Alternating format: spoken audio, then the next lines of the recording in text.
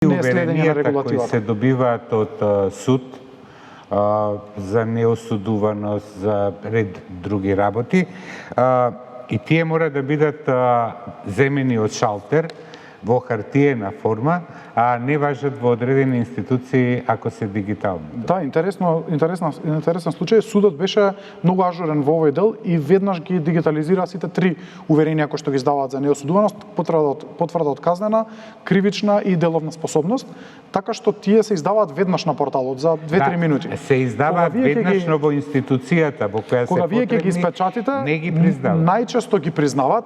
Еве примерот факултетите на пример, не сме имале проблем со нив.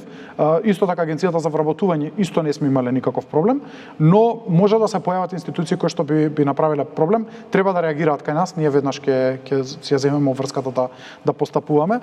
Треба да стигнеме, Љубиша, до следната фаза. Јас сакам за тоа да зборувам. Да стигнеме до фазата каде што вие нема да го вадите овој документ.